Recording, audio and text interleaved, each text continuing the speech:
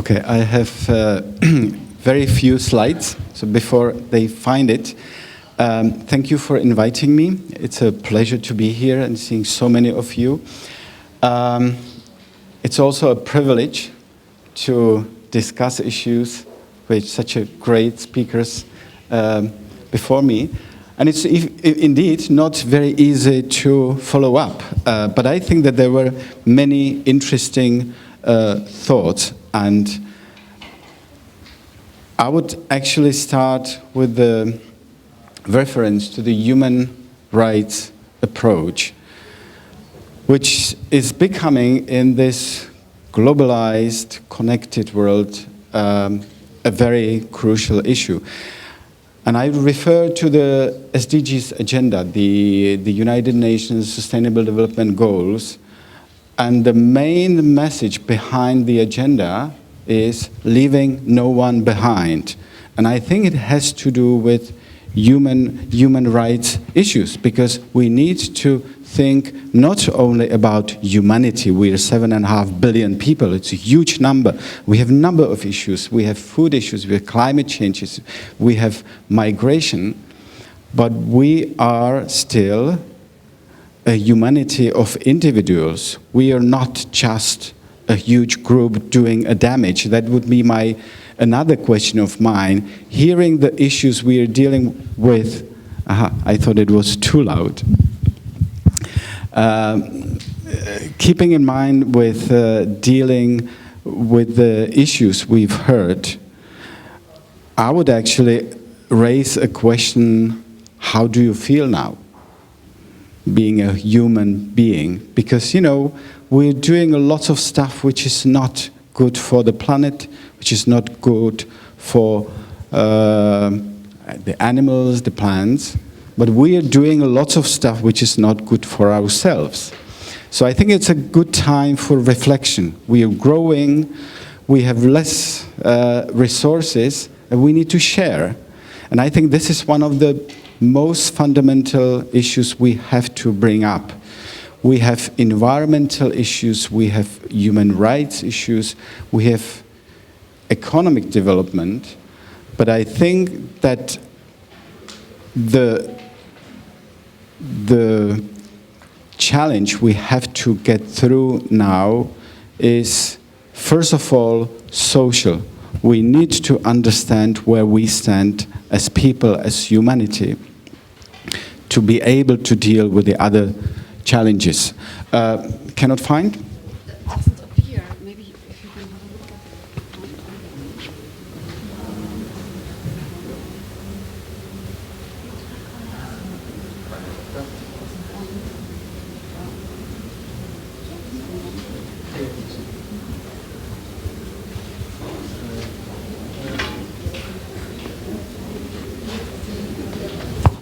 So, to maybe bring also some concrete issues. I quite like to work with this concept of global risks, because that's, of course, part of our lives today. We are a global society. We're sharing lots of global stuff, including communication and transport. So we have also common risks we have to think about. That's something we need to understand in order to be, you know, able to live here, to live together. The Global Risks Report is an annual report by the World Economic Forum. It's easy to find. You can Google it up very easily. It's not a scientific research. It's actually it's a sum of thoughts and attitudes of people who come to attend the annual World Economic Forum conference in Davos in Switzerland, which is held in every year in January. But this indicates where we stand and where we're heading to. And one of the most interesting, in my opinion, looks at the global risks is where we stand now, or perhaps in a near future, and compare it where we'll be standing, let's say, in a longer term perspective.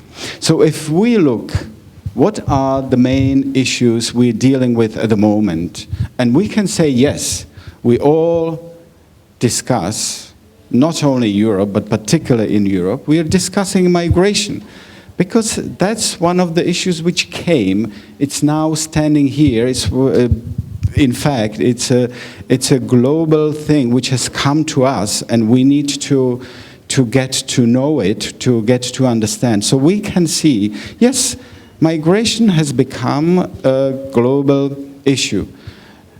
Not necessarily only migration as such. It's also, of course, the refugee crisis, which is maybe much deeper than the issue of migration, because taking into consideration that the general number of migrants today, it's about 3% of the global population, I wouldn't think that that should be a huge concern of us. But I think that what should be a big concern of us is a number of people who are forcibly displaced. That means there is something happening in the world which is wrong, because that's forcing people out of their homes. And that's a huge number. It's tens of millions of people who have been forced because of violence, because of conflict, because of persecution. And that's something we need to take into consideration. I don't know whether you can see it well, but let's say in the next 2 years, the main issues to be considered as a global risk is the large-scale involuntary migration, state collapse or crisis, interstate conflict. That's something we need to take into consideration as well. We know that there is a lot of conflicts going on in the world. So we don't think the world has been a safe place.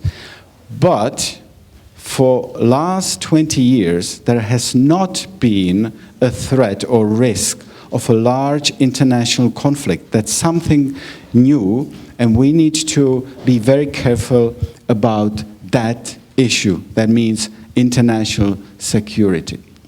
There are also social issues like unemployment. But if we look, for next 10 years, we see that the picture may be quite different.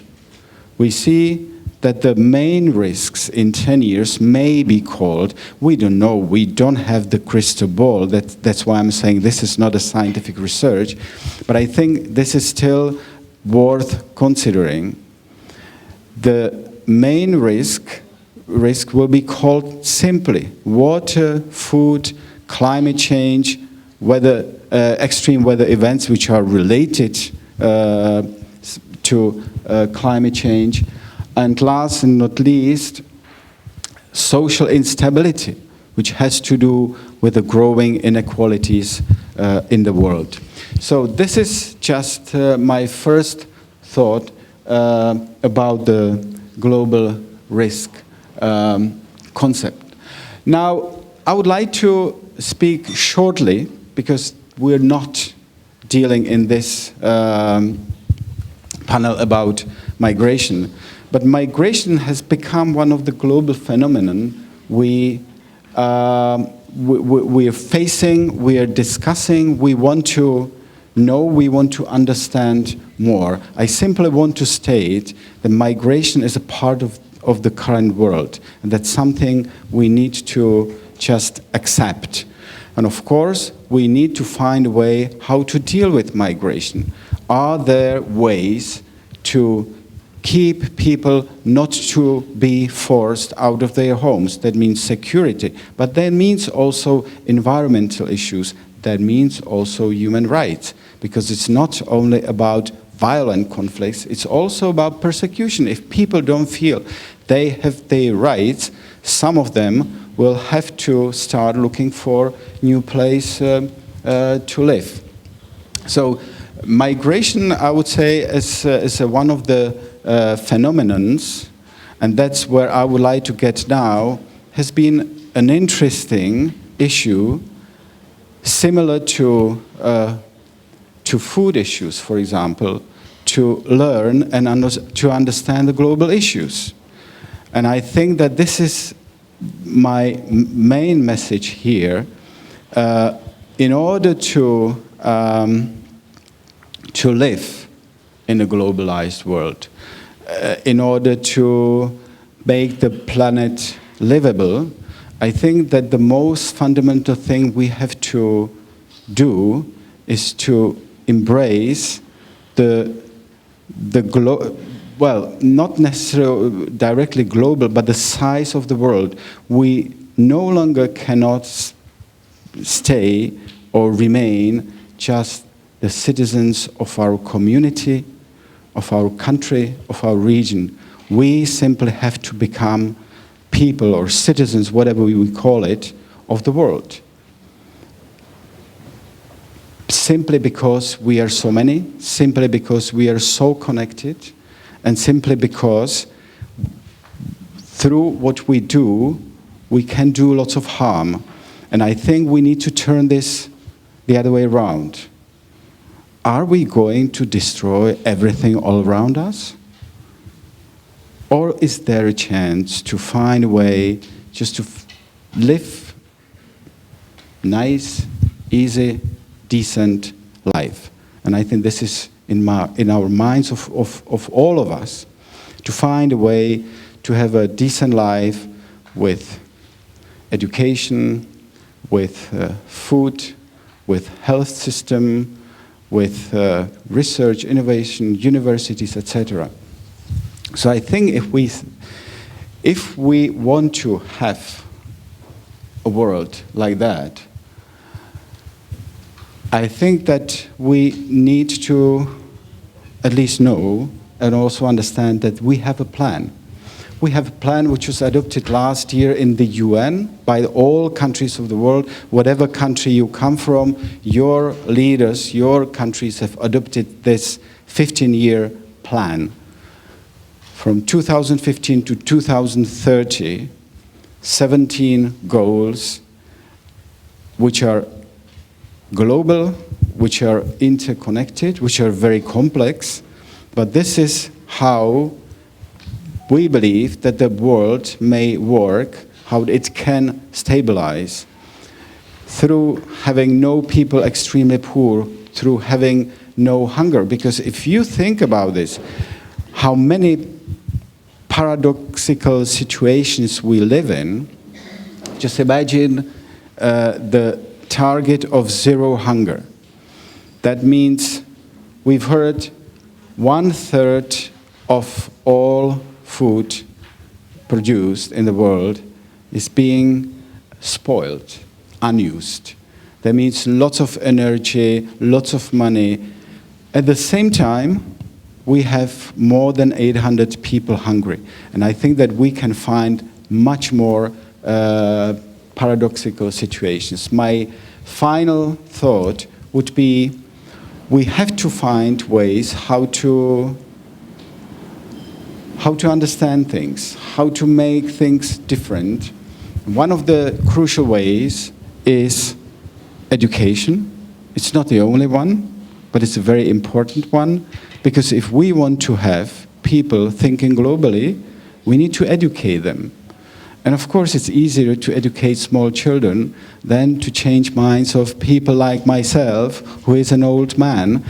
No, I'm just joking, I'm not that old. But of course, we need to start with our kids, to have them coming as people who would one day manage or govern this world with different minds, with minds of openness, with minds of wanting to collaborate, to share, and to create a different and maybe better world. So my last 3 words would be that we need to be inventive. That means we need to come up with new things. We have to innovate. We have to be innovative, because there's lots of things going on at the moment already, but we need to find better ways how to manage the things. And we have to campaign. That means that we have to communicate, we have to share our ideas, we have to educate, and we need to tell people what we know and what we would like to have. Thank you.